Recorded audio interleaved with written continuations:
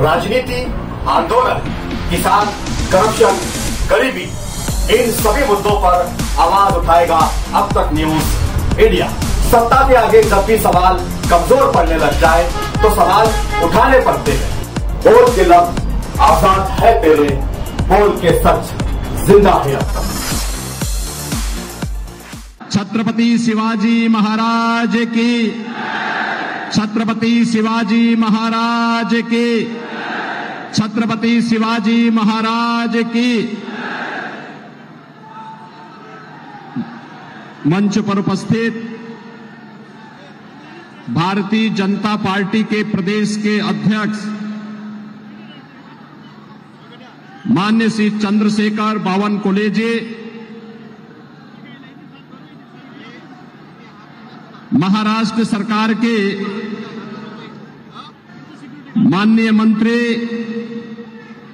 श्री दादा साहेब भोसे जी, राज्यसभा के माननीय सांसद श्री अजीत जी, आमदार जयकुमार रावल जी, मंगेश जी चौहान, जिलाध्यक्ष मालेगांव श्री नीलेश कचुए जी, जिलाध्यक्ष श्री गजेंद्र जी, बावनराव चौधरी जी और राष्ट्रीय संयोजक बेटी बचाओ बेटी पढ़ाओ डॉक्टर राजेंद्र फड़के जी और मेरे संसद के मित्र उच्च शिक्षित कैंसर सर्जन, आपके मेंबर ऑफ पार्लियामेंट और इस चुनाव में फिर भारतीय जनता पार्टी और एनडीए के प्रत्याशी डॉक्टर सुभाष जी भामरे और इस धूलिया पार्लियामेंट्री कॉन्स्टिट्यूंसी से जुड़े हुए मेरे सभी उपस्थित बहन और भाइयों,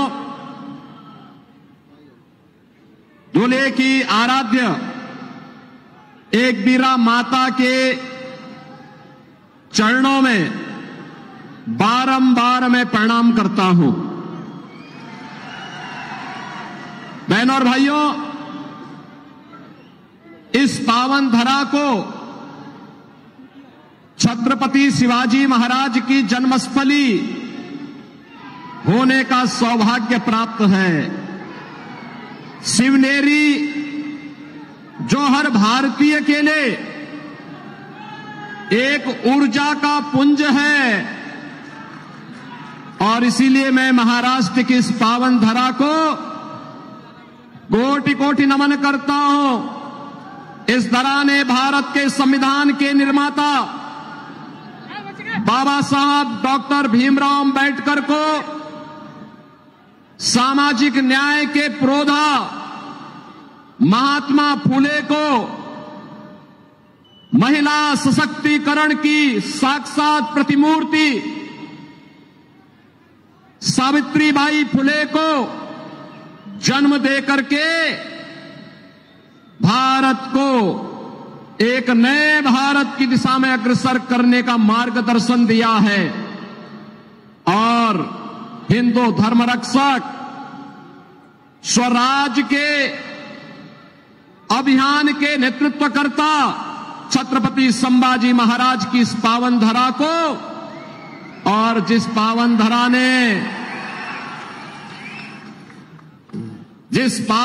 ने स्वतंत्र भारत में भारत की स्वतंत्रता के लिए 2-2 आजन्म कारावास की सजा सही, ऐसे वीर सावरकर की इस पावन धरा को नमन करता हूं। स्वतंत्र भारत में हिंदुत्व की ध्वजा पताका को सदैव जीवंत रखने वाले सरदेव बाला साहब ठाकरे को ही मैं नमन करता हूं। बहनों और भाइयों, मैं जब यहां पे आता हूं, यहां के बारे में सुनता हूं, मुझे बहुत आश्चर्य होता है कि छत्रपति शिवाजी महाराज की पावन धरा में जब इस देश में मुगलों का आतंक था, उनका वर्चस्व था, उस कालखंड में छत्रपति शिवाजी महाराज ने हिंदवी स्वराज की स्थापना की थी। उस कालखंड में जब औरंगजेब हिंदुओं पर जजिया कर लगा रहा था और जो कर नहीं दे सकता था उसका जबरन मतांतरण करा रहा था, उस कालखंड में औरंगजेब के दंभ को चकनाचूर करके छत्रपति शिवाजी महाराज ने हिंदवी स्वराज का झंडा बुलंद करने का काम किया था और हिंदुस्तान के माथे को गर्व के साथ ऊपर उठाने का कार्य किया था। लेकिन मुझे आश्चर्य होता है मुझे इस बात को लेकर के। मैंने सुना है कि कांग्रेस के प्रदेश के अध्यक्ष यहां आए थे और अपने संस्कारों के अनुरूप कह रहे थे कि कांग्रेस की सरकार आएगी तो राम मंदिर को धुलवाएगी। अरे यूपी की जनता तुम्हें उस लायक ही नहीं छोड़ेगी कि अयोध्या पहुंच भी पाओगे। अयोध्या में राम मंदिर का निर्माण भारत की 140 करोड़ लोगों की भावना का प्रतीक है। भारत के अंदर जब हमारा महाराष्ट्र देश के अंदर के सभी लोग मिलकर के मोदी जी के नेतृत्व में अपने वोट की कीमत को समझे हैं और मोदी जी का यशस्वी नेतृत्व उन लोगों ने स्वीकार करके मोदी जी को भारत का प्रधानमंत्री बनाया, तब कांग्रेस के कलंक को समाप्त करते हुए मोदी जी ने अयोध्या में राम मंदिर के निर्माण का मार्ग प्रशस्त किया है और आज तो अयोध्या में रामलला विराजमान हो गए हैं। मैं तो अयोध्या से ही आया हूं, कल ही मैं अयोध्या था। मुझे जब भी मौका मिलता है मैं अयोध्या जाता हूं। बहनों और भाइयों, ये भारतवासियों के लिए इससे बड़ी गौरव की बात क्या हो सकती है कि 500 वर्षों का इंतजार आज भारत के अंदर समाप्त हुआ। अयोध्या में रामलला फिर से अपनी जन्मभूमि में विराजमान हो गए। राम मंदिर का भव्य निर्माण हो गया है। जो लोग पहले कहते थे, ये कांग्रेस के लोग ही कहते थे ना कि अयोध्या में अगर हिंदुओं के पक्ष में फैसला होगा तो दंगा हो जाएगा, यही कहते थे, धमकाते थे, खून की नदियां बह जाएंगी, भारत पे हमला हो जाएगा। इन लोगों को पता ही नहीं कि नया भारत है, ये नया भारत है। बोलता नहीं है, करके दिखाता है, छेड़ता नहीं है, लेकिन अगर कोई छेड़ता है तो छोड़ता भी नहीं है। हमारा संकल्प था कि रामलला हम आएंगे, मंदिर वहीं। महाराष्ट्र से हजारों की संख्या में कार सेवक आए थे अयोध्या में राम मंदिर निर्माण के लिए, और मैं तो देख रहा था अपने राज्यसभा के हमारे माननीय सांसद श्री अजीत जी, ये तो 6 दिसंबर 1992 को भी वहीं थे, अयोध्या में ही थे। आज उनसे मुलाकात हो रही है। मैंने उनको बोला, मैंने कहा कुछ शकल जान पहचान लगती है आपकी? तब उन्होंने कहा मैं भी 6 दिसंबर को अयोध्या में ही था। बहनों और भाइयों, ये जो लोग कह रहे हैं ना कि कांग्रेस की सरकार आएगी तो राम मंदिर को धुलवाएंगे, रामलला इनको इस लायक ही नहीं छोड़ेंगे कि इनकी सरकार आए। वो नौबत ही नहीं आने वाली है। 4 चरणों के चुनाव संपन्न हो गए, 5वें चरण में आपको मतदान करना है बहनों और भाइयों। और मैं भी कह सकता हूं पूरे देश के अंदर जो नारा गूंज रहा है, एक ही स्वर है, एक ही स्वर है, और हर ओर से एक ही नारा गूंज रहा है, और वह है कि फिर एक बार, फिर एक बार, फिर एक बार, और अब की बार, अब की बार।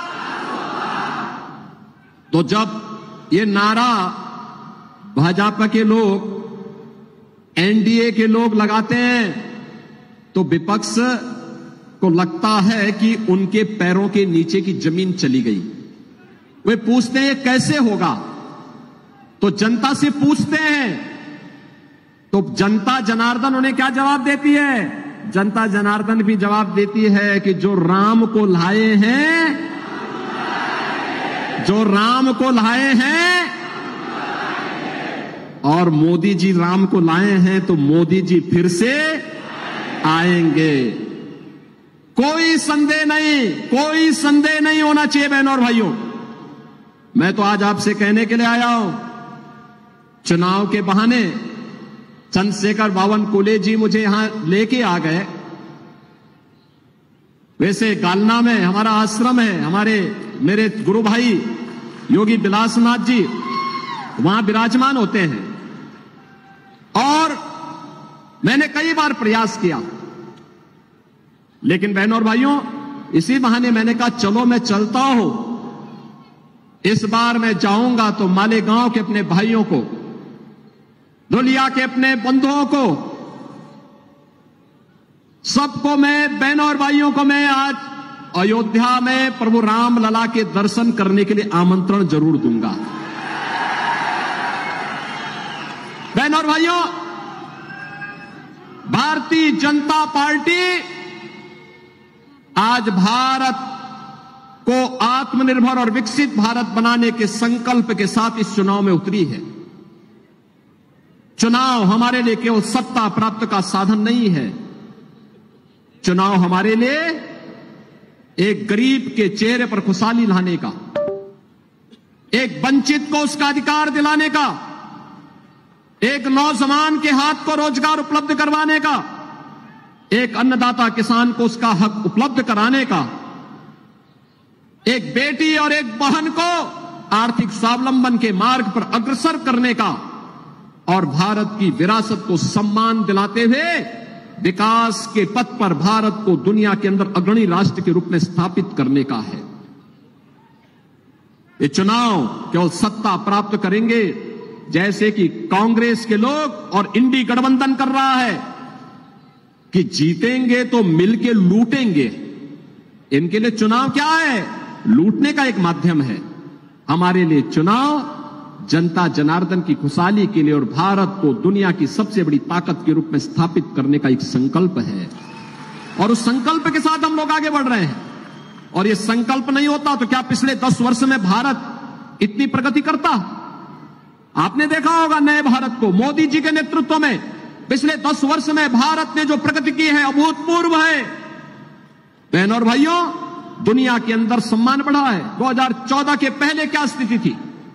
2014 के पहले दुनिया के अंदर भारत के प्रति सम्मान का भाव समाप्त हो रहा था, लगातार सम्मान घटता जा रहा था, सीमाएं असुरक्षित थी, घुसपैठ होती थी, आतंकी विस्फोट होते थे, और जब भी मैं तब भी सांसद था और मेंबर ऑफ पार्लियामेंट के नाते जब हम पार्लियामेंट में इस मुद्दे को उठाते थे तो कांग्रेस की सरकार कहती थी कि आतंकवादी सीमा पार के हैं, हम क्या करेंगे?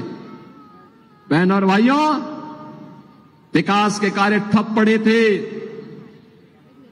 भ्रष्टाचार चरम पे था, गरीब भूख से मरता था, किसान आत्महत्या करता था, नौजवान पलायन करता था, बेटी और व्यापारी सुरक्षित नहीं थी, और हर हिंदू पर्व और त्योहार के पहले दंगे हो जाते थे। यही होता था ना? लेकिन बहनों और भाइयों, 14 के बाद कैसे परिवर्तन हुआ है? आज दुनिया के अंदर सम्मान बढ़ा है, सीमाएं सुरक्षित हुई हैं।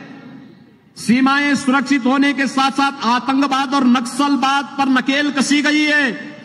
अब तो जोर से कहीं पर पटाखा फट जाए ना तो सबसे पहले पाकिस्तान सफाई देता है, कहता मेरा हाथ नहीं है। अब ये सीमा पार का आतंकवाद समाप्त। पाकिस्तान कहता है मेरा हाथ नहीं है, बकस दो बस एक बार, अब कुछ नहीं कर रहूंगा मैं। और पाकिस्तान, मैं तो कहना चाहता हूं, जो लोग पाकिस्तान के समर्थन में बात करते हैं ना, इनको पाकिस्तानी भेज देना चाहिए, जाए वहां भीख मांगे। देख रहे हो वहां पे भारत 80 करोड़ लोगों को पिछले 4 वर्ष से फ्री में राशन दे रहा है, और मोदी जी ने कहा अगले 5 वर्ष तक देंगे। और पाकिस्तान में लोग भूखों मर रहे हैं। पाक अधिकृत कश्मीर में किस प्रकार का नजारा है, अराजकता है। लोग 1 किलो गेहूं के लिए लड़ रहे हैं, आटा के लिए लड़ रहे हैं, आपस में मारपीट कर रहे हैं, आगजनी हो रही है, तोड़फोड़ हो रही है। और मैं तो कहूंगा इन पाकिस्तान परस्तों से जाए पाकिस्तान में भीख मांगे, पाकिस्तान में कंगाल बन करके वहां पर इनके दिमाग ठिकाने न लग जाए तो अपने आप ठीक हो जाएंगे। बहनों और भाइयों, खाएंगे भारत के अंदर और जो गाएंगे पाकिस्तान का, उनके लिए हिंदुस्तान में कोई ठिकाना नहीं होना चाहिए, कोई ठिकाना नहीं होना चाहिए। जो लोग कहते हैं मोदी जी ने क्या किया है, बहनों और भाइयों, उनको सबसे पहला जवाब दीजिए, उनको सबसे पहला जवाब दीजिए कि जितनी पाकिस्तान की आबादी है उससे ज्यादा लोगों को मोदी जी ने 10 वर्ष में गरीबी रेखा से उभार करके खुशहाल जीवन जीने के लिए एक मार्ग प्रशस्त किया है। उनको बताइए, पाकिस्तान की आबादी 23 करोड़ और मोदी जी ने 25 करोड़ लोगों को गरीबी से उभारा है। यह है नया भारत।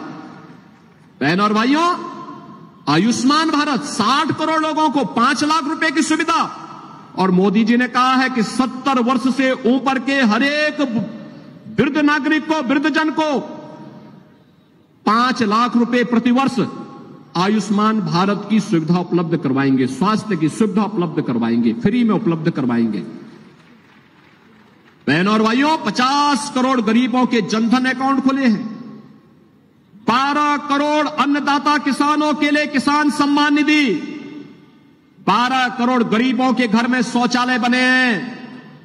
एलपीजी का सिलेंडर जो कांग्रेस के समय में मिलता नहीं था, पैसा देके भी नहीं मिलता था, मोदी जी ने 10 करोड़ घरों को फ्री में उपलब्ध करवाने का काम किया है। और 4 करोड़ गरीबों के मकान बन गए हैं। और बाकी जितने बचे हैं अगले 5 वर्ष में मोदी जी ने कहा उन सब के लिए भी एक एक प्रधानमंत्री आवास उपलब्ध करवाने का काम करेंगे। बहनों और भाइयों, एक तरफ गरीब कल्याण की योजनाएं और दूसरी ओर इंफ्रास्ट्रक्चर। अरे महाराष्ट्र का तो सौभाग्य है, मोदी जी के नेतृत्व में आदरणीय नितिन गडकरी जी ने इंफ्रास्ट्रक्चर का ऐसा जाल बिछाया है, ऐसा जाल बिछाया है, दुनिया देखती रह जाती है। हाईवे, वर्ल्ड क्लास हाईवे, 4 लेन, 6 लेन, 8 लेन, 12 लेन की एक्सप्रेसवे बन रही है, हाईवे बन रहे हैं, एयरपोर्ट बन रहे हैं, IIT, IIM, AIIMS, IIIT, NIT, world class university, हर घर नल की योजना। और हर घर में नल होगा, नल में जल होगा, जल भी आरओ का होगा। यह भी मोदी जी के नेतृत्व में आज पूरे देश के अंदर लागू हो रहा है। और बहनों और भाइयों, ये तो मैं आपको धन्यवाद देने के लिए आया हूं। आपने यहां पर डॉक्टर सुभाष जी भामरे को अपना मेंबर ऑफ पार्लियामेंट बनाया था और बना रहे हैं। एक पढ़ा लिखा इंसान, कैंसर सर्जन, उच्च शिक्षित कैंसर सर्जन, वह तो इन सब के बारे में जानता है। संसद में, विभाग, मंत्रालयों में इन मुद्दों को उठाता है, संसद में मुद्दों को उठाता है, उन योजनाओं को यहां पे लेकर के आने का काम करता है। एक तरफ यह भारत और दूसरी तरफ कांग्रेस के नेतृत्व में इंडी गठबंधन। बहनों और भाइयों, एक बात बताऊं मैं आपको, ये जो कांग्रेस है ना, हमें एक गफलत छोड़ देनी चाहिए कि ये कांग्रेस महात्मा गांधी वाली कांग्रेस है। ये महात्मा गांधी वाली कांग्रेस नहीं है। ये कांग्रेस वह कांग्रेस नहीं जिसको सरदार पटेल ने, लोकमान्य तिलक जी ने जिस कांग्रेस को नेतृत्व दिया था। ये कांग्रेस सोनिया कांग्रेस है, सोनिया कांग्रेस, राहुल कांग्रेस है। ये कांग्रेस अब इसका जो परिवर्तित रूप है, ये परिवर्तित रूप इसका क्या है? ये परिवर्तित रूप है, यह अपने आप तो कुछ कर नहीं सकती, इसने किया भी नहीं है, ये करना भी नहीं चाहती है, लेकिन यह इसका जो घोषणा पत्र है, इलेक्शन मैनिफेस्टो जो इन्होंने जारी किया है, अगर इनके इलेक्शन मैनिफेस्टो को अगर आप देखेंगे तो बहनों और भाइयों आपको लगेगा कि ये मुस्लिम लीग का मैनिफेस्टो है, कांग्रेस का नहीं लगेगा। दूसरा, इस पे इसने जो घोषणाएं की है, ये कहती है 2-3 चीजें इतनी खतरनाक हैं। पहला, यह अनुसूचित जाति, जनजाति और पिछड़ी जाति को मिलने वाले आरक्षण पर सेंध लगाना चाहती है और इसके लिए यह आपके आरक्षण के अधिकार को मुसलमानों को देना चाहती है। क्या अनुसूचित जाति और पिछड़ी जाति के हिंदुओं को मिलने वाला आरक्षण आप कांग्रेस को देना चाहेंगे? कांग्रेस के माध्यम से मुसलमानों को देना चाहेंगे क्या? धर्म के आधार पर आरक्षण का विरोध बाबा साहब भीमराव अंबेडकर ने भी किया था। ये लोग बाबा साहब भीमराव अंबेडकर का अपमान करना चाहते हैं। दूसरा, कांग्रेस ने जब यूपीए की गवर्नमेंट थी तब जस्टिस रंगनाथ के अध्यक्षता में कमेटी गठित की थी और उस कमेटी ने एक रिपोर्ट दी। उस रिपोर्ट में कहा गया कि पिछड़ी जाति को मिलने वाला आरक्षण में से 6% आरक्षण मुसलमानों को देना चाहिए। बीजेपी और एनडीए ने विरोध किया था। बहनों और भाइयों, कांग्रेस की मंशा उस समय हम लोगों ने पूरी नहीं होने दी थी। मैं संसद में था, हम विरोध करते थे, कई दिनों तक विरोध चला। और बहनों और भाइयों, यही नहीं, जब वह उसको लागू नहीं कर पाए तो उन्होंने बैक डोर से फिर जस्टिस राजेंद्र सच्चर की अध्यक्षता में कमेटी गठित की। जस्टिस राजेंद्र सच्चर ने यह व्यवस्था करने का प्रयास किया कि मुसलमानों की कुछ जाति को अनुसूचित जाति में शामिल करके उनको अनुसूचित जाति का आरक्षण दे दिया जाए। हमने तब भी विरोध किया था। हमने कहा बाबा साहब भीमराव अंबेडकर की भावना के विरुद्ध है यह आरक्षण, यह मुस्लिम आरक्षण नहीं हो सकता, हम इसका विरोध करते हैं। और आज कांग्रेस का मैनिफेस्टो फिर से मुस्लिम आरक्षण की वकालत करता है। हमें इसका विरोध करना चाहिए। यह भारत के विभाजन की आधारशिला है। दूसरा, बहनों और भाइयों, कांग्रेस के शहजादे क्या कह रहे हैं? वे कहते हैं मैं एक झटके में गरीबी मिटा दूंगा। उनसे पूछा गया कि गरीबी कैसे मिटाएंगे, कैसे हटाएंगे गरीबी? उसने कहा वेल्थ इमरजेंसी से। यानी इमरजेंसी और कांग्रेस ये दोनों एक दूसरे के पूरक हैं। इमरजेंसी कांग्रेस के डीएनए का पार्ट बन चुका है। वेल्थ इमरजेंसी का मतलब वह आपकी संपत्ति का सर्वे करवाएंगे। संपत्ति का सर्वे करा करके फिर उस पे एक विरासत टैक्स लगाएंगे। आपके बाप दादों की जो संपत्ति होगी, आपके ग्रैंडफादर ने, आपके फादर ने, आपकी मदर ने जो संपत्ति अर्जित की है और वो संपत्ति स्वाभाविक रूप से आपके पास आई है, उसमें से आधी संपत्ति कांग्रेस के लोग और उनके सहयोगी जबरदस्ती लेकर के फिर मुसलमानों को बांटने का प्रयास करेंगे। क्या आप इसको स्वीकार करेंगे? क्या इसको स्वीकार करेगा क्या हिंदुस्तान? और बहनों और भाइयों, इसीलिए मैं कहता हूं ये कांग्रेस का विरासत टैक्स या औरंगजेब का जजिया कर है। औरंगजेब की आत्मा घुस गई है कांग्रेस में और इसलिए बहनों और भाइयों, क्या औरंगजेब को यह देश बर्दाश्त करेगा? क्या महाराष्ट्र बर्दाश्त करेगा? क्या आप इसको स्वीकार करेंगे क्या? और इसीलिए मैं आपसे कहने के लिए आया हूं, कांग्रेस को स्वीकार नहीं करना है, कांग्रेस को एक सिरे से खारिज करना है। एक कांग्रेस और इसके सहयोगी सारे लोग एक जैसे हैं, जैसे कांग्रेस वैसे सहयोगी, वे सभी के सभी लोग इसी प्रकार के कार्य में लिप्त हैं। आज तो मैंने इस बात को देखा, मैं एक समाचार पत्र पढ़ रहा था और समाचार पत्र में मैं देख रहा था कि किस तरीके से इनके द्वारा चुनाव प्रचार किया जा रहा है और चुनाव प्रचार में किस प्रकार की बातों का यहां पर खुलासा किया जा रहा है। यह मैं मुंबई का ही देख रहा था और मुंबई में मैं देख रहा था कि मुंबई में एक प्रत्याशी है, यानी मुंबई ब्लास्ट का 1993 का जो दोषी है, उसका एक अभियुक्त दोषी है इकबाल मूसा, वह इंडी गठबंधन के प्रत्याशी के लिए वोट मांगते हुए दिखाई दिया है। अब आप मुझे बताओ, क्या आप मुंबई ब्लास्ट के अपराधियों को स्वीकार करेंगे क्या? जिन लोगों ने हजारों लोगों को मारा हो, जिन लोगों ने हजारों करोड़ की संपत्ति को नुकसान पहुंचाया हो, वे खुलेआम वोट मांगे, क्या इसको हम स्वीकार करेंगे? बहनों और भाइयों, मैं आज आपसे कहने के लिए आया हूं, मैं आपसे आज कहने के लिए आया हूं, एक बात कहने के लिए आया हूं। भारतीय जनता पार्टी और सहयोगी दल ही, एनडीए ही भारत को सुरक्षा दे सकती है, सुरक्षा दे सकती है। और किस रूप में दे सकती है, इसका मॉडल मैं आपको बताता हूं।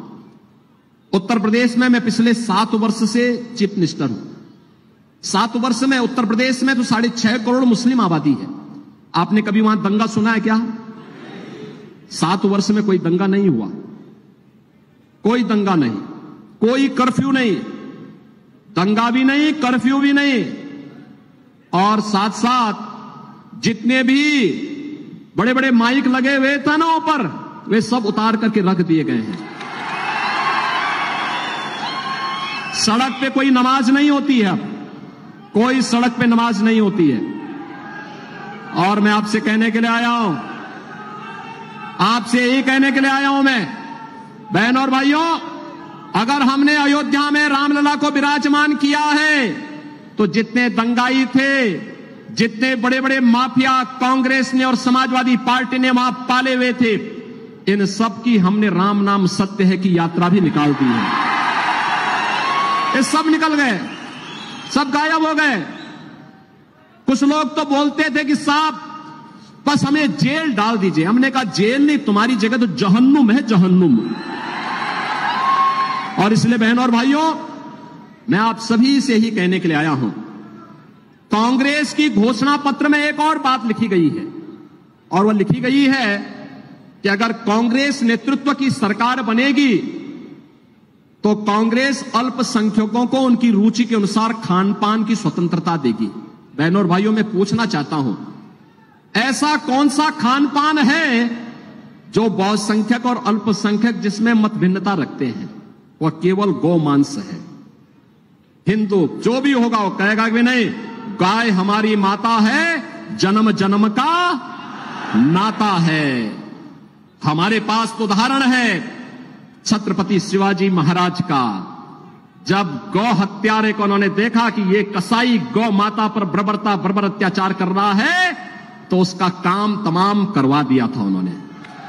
और यही मैं कहने के लिए आया हूं, बहनों और भाइयों, ये कहती है कि आएंगे तो गौ हत्या करने की छूट देंगे।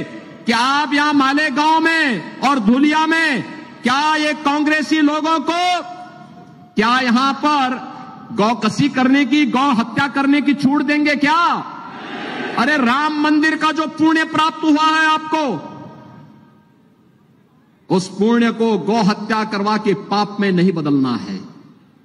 राम मंदिर बना है, मोदी जी का यशस्वी नेतृत्व है, लेकिन श्रेय आपको जाता है क्योंकि आपके वोट से ही मोदी जी प्रधानमंत्री बने हैं। पुण्य तो आपको भी प्राप्त हुआ है।